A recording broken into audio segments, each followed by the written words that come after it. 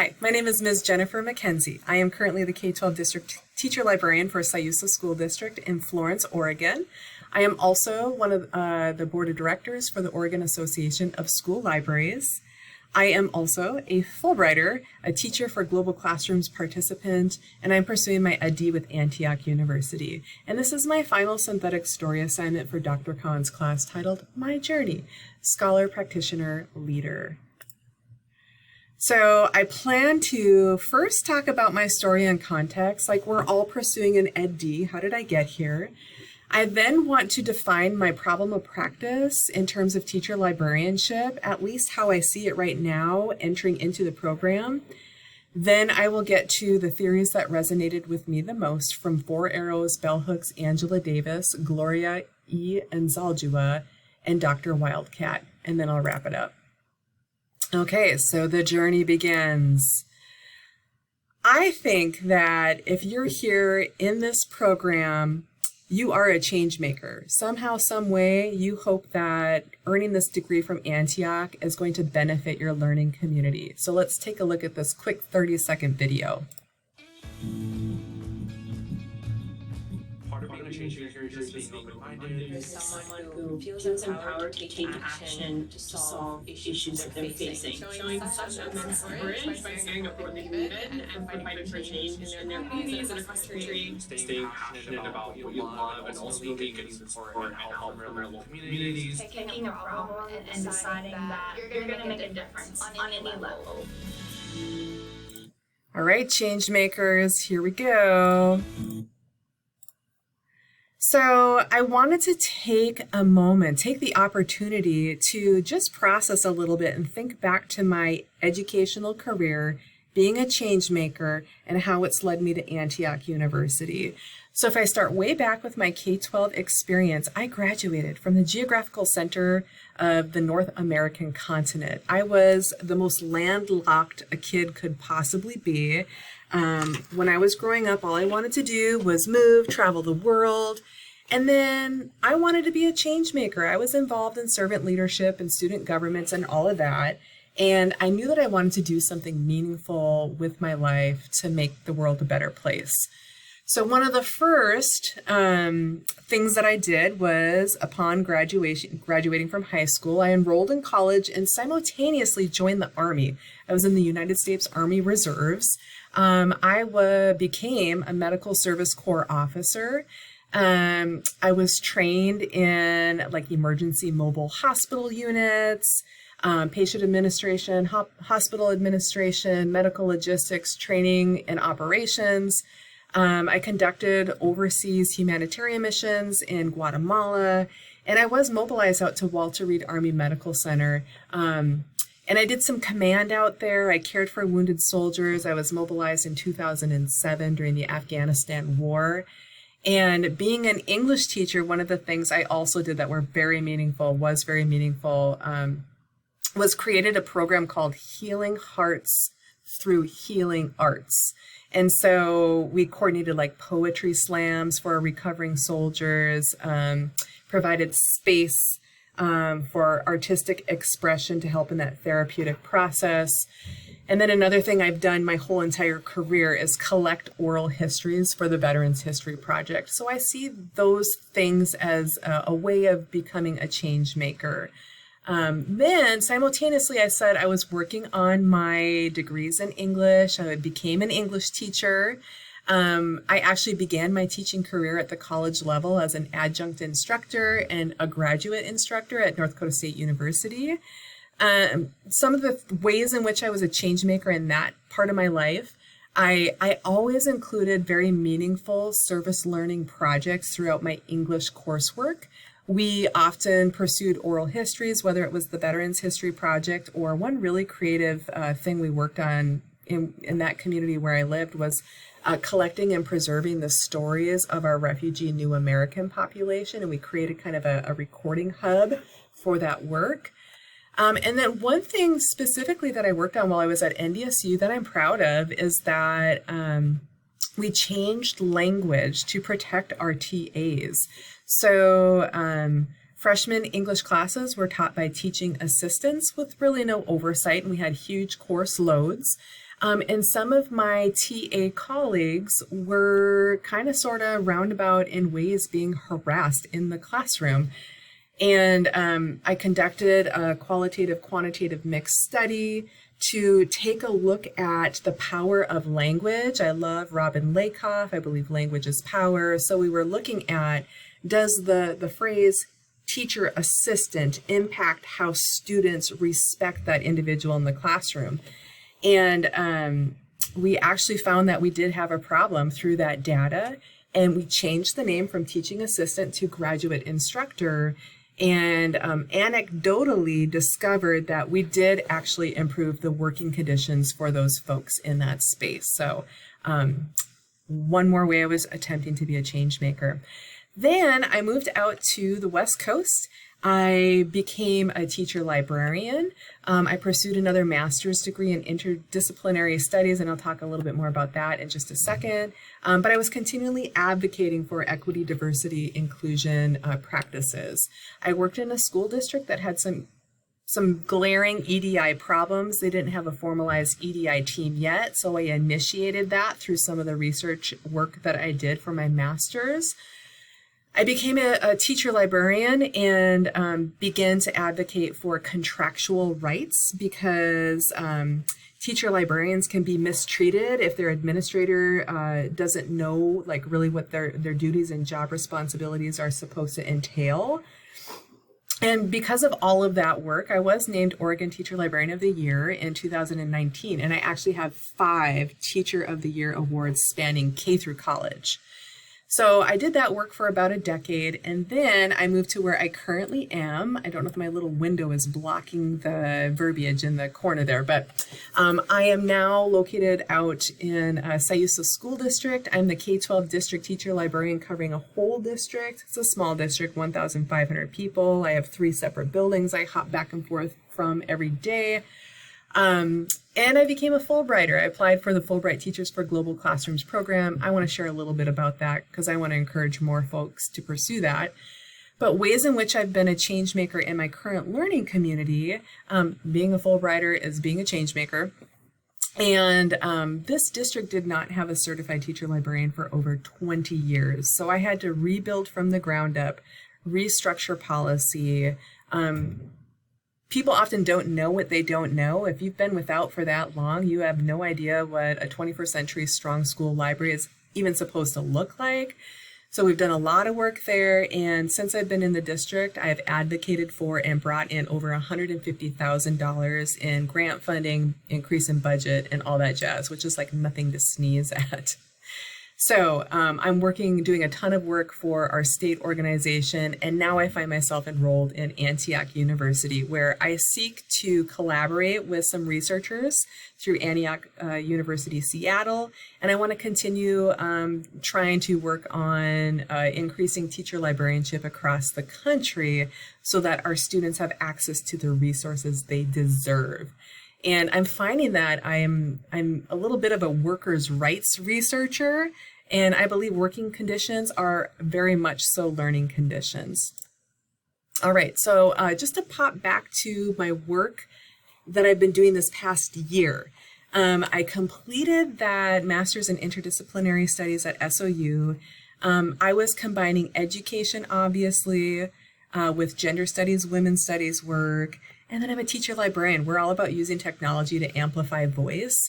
So I actually conducted some qualitative focus group work. Again, this was a school district that was experiencing stark EDI issues, as in like people were being harassed. And I used my research to have an impact in that community. To try to make the working environment better for those folks. But I just wanted to show you that's part of my background as a researcher. I did say I wanted to share a little bit more about Fulbright Teachers for Global Classrooms to encourage some of you to apply. It is like being a part of a beautiful global PLC of educator researchers trying to make the world a better place. And there are so many different iterations of the program. The one that I'm specifically doing is very much so designed for K-12 educators right here. I think of it as like a little mini, like we don't always get to take a sabbatical to do the work that we need to do or want to do. So this one is perfect. And this is a snapshot of my cohort from last year. I'm a member of the 114 teachers and 20 administrators involved in the program. And then look at our group of global friends. And we've been working online, developing course curriculum for global competencies. And then I'm actually traveling to Peru as soon as school gets out to meet my group down in Peru to do international site visits and collaboration. And then I'll be seeing you all in LA for our summer residency. But check out this number, 401 educators working together are impacting 75,681 students. Like, that's super magical. Okay, now here I am at Antioch University. So I was looking for a program that was social justice centric, that had global reach, because we're online. So we have friends from all over the globe. And Antioch's super accessible. And one of the first quotes from our very first reading for Dr. Kahn's class just truly spoke to me, where it said, the PhD is to understand the world, the EdD is to change the world. All right, so a little bit more about my problem of practice. I'm going to share a couple of quick resources with you. And I'm really taking the opportunity with this presentation to process my own thinking, as well as to educate folks if you don't know. Like, some of you may not know what a strong school library is. A strong school library means every library in every district across the country is supposed to be staffed with 2 people. A certified teacher librarian who is a master teacher of all the things, who teaches reading advocacy, information and media literacy, digital citizenship, and technology integration. And then you have a classified staff member who I kind of say like manages the space, keeps Barnes & Noble open, circulates the books in the Chromebooks, you know, facilitates the makerspace programming, etc. But it really takes 2 individuals to create that dynamic learning space that is supposed to be the hub of your school. And not every school district has that, or every state even mandates it.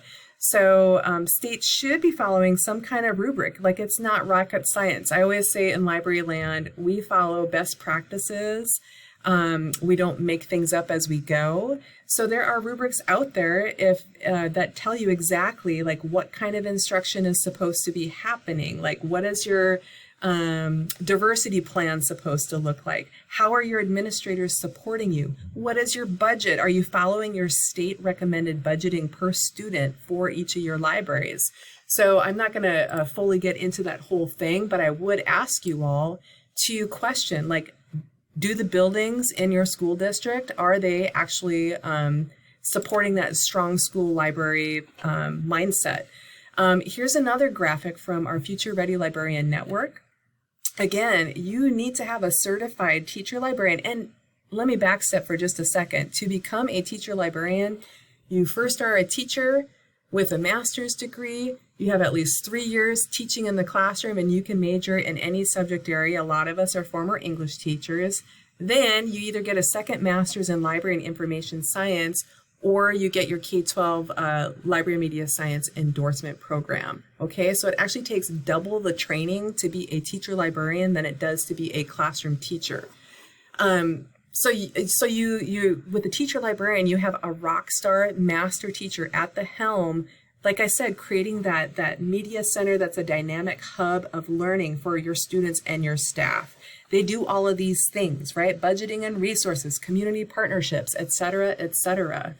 I also want to say they bring joy. Like, and you have to have 2 individuals. You have to have your certified teacher librarian and your classified library assistant to make the dynamic stuff happen. Does your learning community have this joy?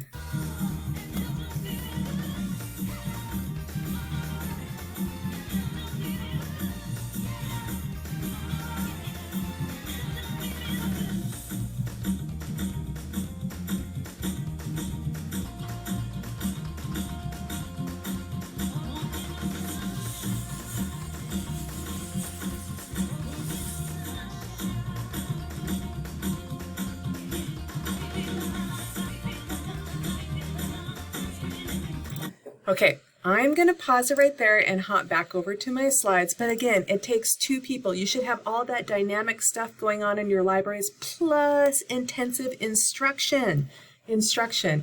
So this is kind of my macro-micro way of looking at my problem of practice, and I'm going to get into this. I want to contribute to the slide study, which is documenting the decline in teacher-librarian FTE across the country.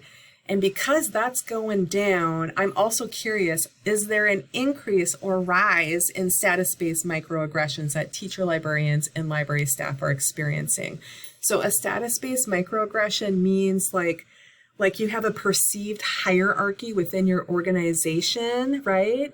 And so because a lot of school districts have been without teacher librarians for so long, they're almost like seen like way down here. Okay, so is there a connection between these two? That's what I'm hoping to kind of flesh out in this program. So to talk about the slide study, researchers through the Antioch University, Seattle, have been documenting the decline, and I'm going to show you some dynamic graphs in just a second. But take a look at this. This is just showing the ratio of teacher librarians to students in each state across the country, and we see a lot of red, all right? So these are states where they're not mandating that they have teacher librarians, so it means the teacher librarian load is huge, okay? And look at Oregon. Oregon ranks 49th out of all 50 states plus the District of Columbia. So this is saying that if you look at the numbers across the state, my ratio is 1 of me to 3,824 students. Like, that's just ridiculous. When I was a high school English teacher, I had 180 students assigned to me that I was responsible to increase the learning of 180 students. Now we're asking folks to increase the learning on these proportions, right? And it means our students are being underserved. This next graph is just really interesting, and it's talking about there are laws across the land that all of our children deserve, again, instruction, not just having a physical space to check out books, but they deserve instruction in reading advocacy, information and media literacy, digital citizenship, and technology integration. Yet, some states enforce those mandates, some states, they don't. And then some states aren't even recognizing the mandates. They have no mandates. Like, how strange is that? And look at the West Coast right here. Oregon is in that funny unenforced mandates area where we have laws on the book at the Oregon Department of Education, but we have no mechanism or oversight to ensure that things are actually happening, which means our students are being underserved. And we're constantly advocating with legislators to try to change law to change that situation. So I want to quick pop out just because we're talking about it, and I want to show you, this is the slide study, and I just want to show you what the researchers have done. Part of it is you can go in here and you can look at your state's profile. So I'm going to go ahead, we're going to look at Oregon and then Washington real quick. So let me select Oregon, view profile, it'll load in just a second. So you'll get a nice little colorful graph. Ooh. So this is just checking out like what is going on with FTE and staffing over the past decade. And we're looking at teachers versus teacher librarians, district administrators, instructional coaches, and school administrators. All right, so everybody kind of is on an increase, except for teacher librarians. And look, there's a little spike in instructional coaches, which is just really interesting. Now I am going to pop over to Washington. Let's see what's going on over in Washington. And let me select it. So again, I strongly encourage you to check out the situation in your state. And let this one load. All right, woo! What was that spike? Everyone else is kind of like, that was a spike in instructional coaches, all right? So we have a huge spike in instructional coaches while we have a decline in teacher librarians. So do we think that instructional coaches are able to do the work of teacher librarians? Like, are we pulling them out of our strong school library programs and sending them out into our districts? and then leaving our classified library folks in the lurch, trying to do the job of 2 people.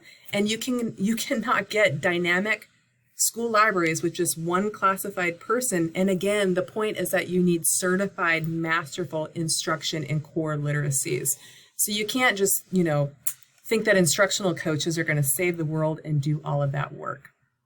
All right, let me pop back over to my slides and keep it moving.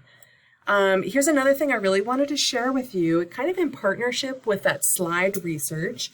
A group did some research in the state of Oregon about the status of the land, and we have all these results and findings. We're underserving our students, we're understaffed, people are overburdened. But look at finding number 9.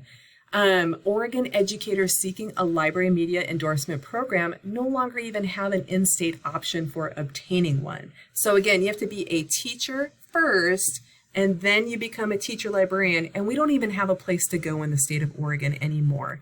So TSPC, our licensure body, has to validate programs before you're able to pursue them to earn that degree in the state of Oregon. And Antioch University is one program of a couple that are accepted.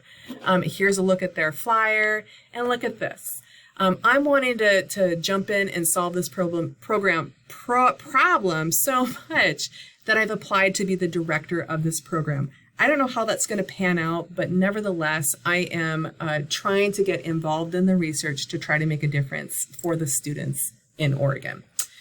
Okay, so that was kind of the macro look. Now I'm hopping back over to that micro look and my thinking around status-based microaggressions. I want to share this little video clip. I want to create something like this, but instead of all the people, I want to put in teacher librarians so you can actually see what teacher librarian microaggressions look like on a regular basis. You may be familiar with this video. This video may make you a little angry when you're watching it. It is a tool that I use when I'm talking to people who say like, well, what is a microaggression? It's not really that big of a deal. Why are your library staff getting so upset about this in the first place? So let's just take a look at it real quick. For people who still don't think that microaggressions are a problem. Oh, you're so well spoken. Just imagine, instead of being a stupid comment, a microaggression is a mosquito bite. Compliment. Mosquito bites and their itch are one of nature's most annoying features. But if you're only bitten every once in a while, Where are you really from? Cleveland. Sure, it's annoying, but it's not that big a deal. The problem is that some people get bitten by mosquitoes a lot more than other people. I mean, a lot more.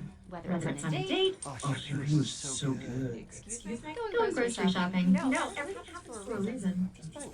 commuting to work, So when you gonna have a baby? watching TV, or just walking down the street with your partner. I couldn't even tell you were gay. Mosquitoes seem to pop up everywhere. You know John. I'm getting bit by mosquitoes every day, multiple times a day. It gets annoying. I actually want to go ballistic on those mosquitoes, which seems like a huge overreaction. People only get it every once in a while. Just another anger platform. Of course, beyond just being annoying, some mosquitoes carry truly threatening diseases that can mess up your life for years. Astrophysics? Maybe you should try this challenging major. Ow. And other mosquitoes carry strains that can even kill you. Looked like some stuff trouble. Okay. I felt right. So next time you think someone's overreacting, just remember, some people experience mosquito bites all the time. And by mosquito bites, we mean microaggressions. Okay, so thank you for allowing me the opportunity to kind of provide some context about those status-based microaggressions and just a quick couple of examples off the top of my head. My very first day of employment, I was told I was not a real teacher, so I wouldn't be getting a computer right away, even though 3/4 of my work as a teacher librarian involves technology. Another example is I once had an administrator tell me, you're not a real teacher, so you don't get a prep. So that was actually violating my contract, right? And then just another like daily example of not just teacher librarians, but our library staff, our classified library staff, as we're often left out of communication about important things. Most recently, an example would be I was left out of some emails about the new curriculum adoption meeting. And I was like, hey, I should be here. I have all these core literacies. My job is to teach K-12 across the district. And it was said, oh, we thought you just circulated the books. Okay, so those are just some examples of status-based microaggressions that library staff experience. All right. So let's get to the theory. Thank you for allowing me to process where I've come and how I'm trying to embed this theory into my practice. So the individuals that really just spoke to my heart that we encountered in Dr. Kahn's class was our very initial reading by Four Arrows, feminist scholars Bell Hooks, Angela Davis, and Gloria E. Nzaldua, and Dr. Wildcat. So first, Four Arrows, some of his key points in his article were ecological social justice. I have to admit, I don't have much experience in ecological social justice. I am excited to pursue that and to learn about it more. I also really liked what he said about project-based learning, and you should start from day one. So when you're designing an EdD program, like have your students working on their dissertation topic or getting that work done in practical ways right away when they enter the program. That's just like working smarter, not harder. And then I really like what he had to say about educational technology. As an ed tech gal, I hadn't thought about some of the things that he mentions concerning ed tech and ecological social justice. So some of the quotes that stuck with me, the first one was, language is important. Leaders in higher education and in social justice movements who understand the inseparability of social, ecological, and economic systems can better serve the social justice issues. Okay, so your leadership needs to adopt ecological social justice into their mission. The next one was, I really appreciated this, how he is teaching people to think of nature as our sacred relative. So he said, for many years, I have conducted an experiment to help people realize that there is a living, intelligent, spiritual energy in even plants. And he would have people, he would say, like, go outside and go touch a plant and then come back in. And they would go do that, come back. And then he would instruct people, now go outside and before you touch that plant, speak to it and like ask its permission first, have a moment with it, then touch the plant and come back inside. And he just talked about people having just a revelation about their connection to the natural world and justice. Some people would be crying and just really have a moment. So I love this part where he says, imagine if we lived life this way continually and thought of natural resources as our sacred relatives. How might this change the way that we treat water, trees, and other than human or greater than human life? Like if we learn to have that relationship with the nature that we're surrounded by, will that help change how we treat other people on this planet? Another quote he said was, once we're able to feel superior to any life form, this sets the stage for looking down on people who are different. Okay, so it's kind of like that discussion of hierarchies. And then this was the bit about EdTech. People in EdD programs are in a position to study the ecological impact of our constant expansion of technology. Like, yes, we're always trying to pursue technology, increase learning with technology, but at what cost to the environment? So you have to be mindful of that. And then one of the ways that I am attempting to embed Four Arrows work into my current practice is, just like in Medford, a district that had some stark EDI issues, I'm now in a learning community that doesn't have a formalized EDI team. We just formed one this year. We have some issues to overcome. And we start every one of our meetings out with the land acknowledgement of the Siuslaw people. And I've also introduced Four Arrows work to my group, and they have all read it. And so every meeting we are mindfully trying to look at the work that we're doing from an ecological social justice perspective as well. So it's a start, okay? The next three theorists that I chose to include in this assignment were Bell Hooks, Angela Davis, and Gloria E. Anzaldúa. And what I loved about Bell Hooks' message, and I have to take a step back, like I'm familiar with Bell Hooks and Angela Davis from my previous work in women's studies and gender studies. It's so great to come back to their work years later and see what speaks to me now. So two of the things that I love from our readings from Bell Hook were, first and foremost, accessible theory. Like people have to be able to access theory to be able to use it in their day-to-day lives. And then theory, the concept of theory as healing. From Angela Davis, from the videos that we watched, I really latched on to her idea of transnational solidarity. It relates to my Fulbright work.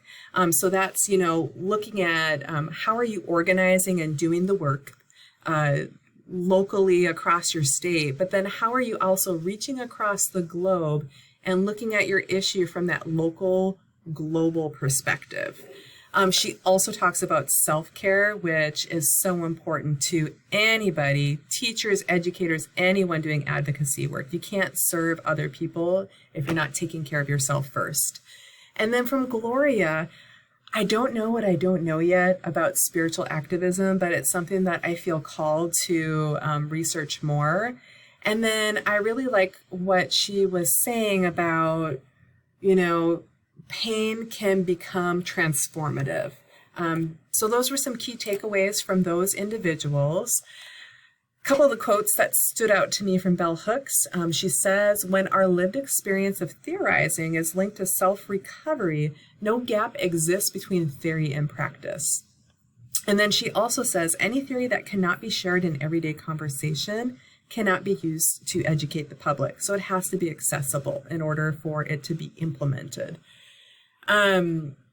Angela Davis, she says, how can your leadership inspire anti-racist, pro-labor, anti-sexist, and anti-homophobic solidarity that move beyond national boundaries? So again, it's like the Fulbright concept of local learning, where how is this issue functioning here and also here? And how are you linking up and forming alliances with people here as all, and also globally. And then the whole concept of self-care. With self-care, we're able to bring our entire selves into the movement. We're able to move beyond trauma, and it's all about longevity. And then Gloria mentions, by redeeming your most painful experiences, you transform them into something valuable. We are experiencing a personal global identity crisis in a disintegrating social order that possesses little heart and functions to oppress people by organizing them in hierarchies of commerce and power. So again, it's like those hierarchies of power struggles. So I feel like I bring a lot of those feminist ideas into the work that I do, advocating for teacher librarians across the state of Oregon. Especially just off the top of my head, that whole idea of self-love and self-care. 99.9% of my job is advocacy, right? Like sometimes I'd like to stop advocating so much so I can focus more on just teaching the children. But our livelihood depends on advocacy, and we have to constantly remind each other, like we have to take care of ourselves while doing this advocacy work because it can be hard. Okay, so that is how I'm trying to put those ideas into practice, or make that connection at least between the classwork and my daily practice. All right, lastly, we encountered the work or the video from Dr. Wildcat and his ideas of indigenuity. So some key concepts and takeaways were ingenuity, the ideas of biomimicry, and then also what he has to say about natural law. So some of the quotes that really stuck with me, this was my favorite. We are surrounded by teachers, nature, pay attention. He also says, indigenuity is our ancestors thinking about the best place to live in relationship to the land, air, and water. Like they wouldn't just go build anywhere. They would analyze the situation first and make sure that it was a reciprocal, respectful, sustainable way to build. And we all nowadays need to keep those ideas and concepts in mind. He goes on to say, you have all the tools and technology, but it won't do you any good if you forget natural law. You have to respect the land, air, and water, and if you don't, you'll pay a penalty and life will suffer. And then one of the last concepts, biomimicry, is the strategy that learns from and mimics the strategies found in nature to solve human design challenges and to find hope. I love this last quote too. You can't solve problems with the same kind of thinking that created them. Like, that's the definition of insanity, is to do the same thing over and over and expect different results, right? So, I love what Dr. Wildcat said. I'm trying to bring those ideas into my practice. I live on the Oregon coast, rural, remote, beautiful, gorgeous Florence, Oregon. Through my EDI work in my district, we're trying to make better inroads and connections with the tribes, the Confederate tribes of the Siuslaw, Umpqua, and Siuslaw Indians, because we're just trying to make better connections with the tribe, embed that into our curriculum and the way we do business and into our equity work. And everything that Dr. Wildcat speaks of, we have a fabulous individual, Jesse Beers. I'm going to highlight him right now. He's become one of my friends through the work that we're doing. And he is the tribe's cultural stewardship manager. So it's his responsibility to be the go-between so that other agencies and organizations can reach out to him and consult him before they do anything, whether it's building a physical structure, whether it's initiating a new program in the community. It's reaching out to the tribe to gain their wisdom and experience before going about and doing the work. So I'm going to fade out with this video, and just because I think it's a really beautiful way to end, and it shows the area where I live. And I also just want to say thank you to Dr. Kahn and all of the students in class for a lovely kickoff to this journey. And I really want to say thank you for letting me process my thinking through this video and taking the opportunity to do that. So reach out to me if you have any questions about teacher librarianship or any ideas about advocacy. I appreciate you all. Take a listen.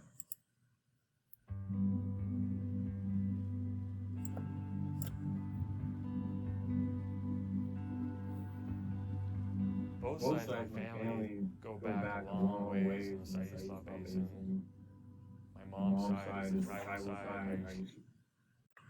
I think I need to turn up that volume just a little bit.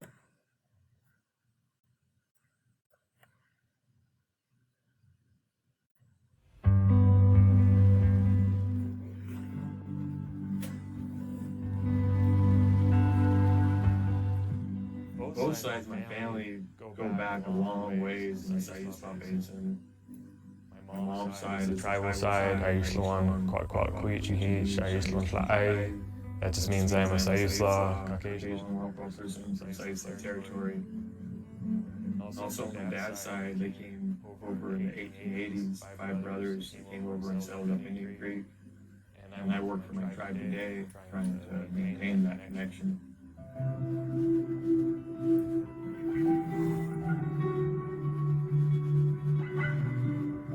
So this lake in particular, being passionate, I had a village site that was dated to be about 8,000 years old.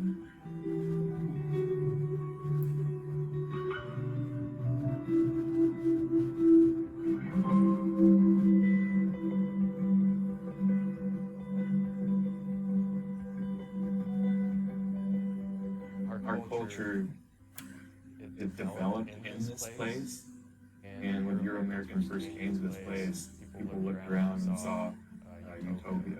This is an untouched place, this is gorgeous, it has all these untapped resources. And those resources weren't untapped. That was just a well-managed land. I think that is kind of traditional ecological knowledge, how to properly actually steward a place. You learn that by living for generations in a place. This island is really just a sanctuary for kind of rarer native plants like cobra lilies, wild cranberries, bog blueberries, living out here in this place that we had to travel by boat to, and it seems really remote and hard to get to. Somehow invasives find their way here, so we want to try to keep that stuff out. Everything as native as possible. Great grandma used to say that her dad used to be able to catch enough fish in a week just to feed the family all year long. Literally, you could walk across the backs of the salmon. It's just completely full. I'd like to see it someday. Everybody, no matter what walk of life you're in, would like to see the sailors come out. The river was actually called the Shato. It wasn't named Siuslaw. Siuslaw is the tribe. It's the people that live there. For me, or any of our tribal membership, to be able to go to meetings and express those cultural ideals and how we feel that these lands and waters should be managed is an honor, and it's amazing to see that difference.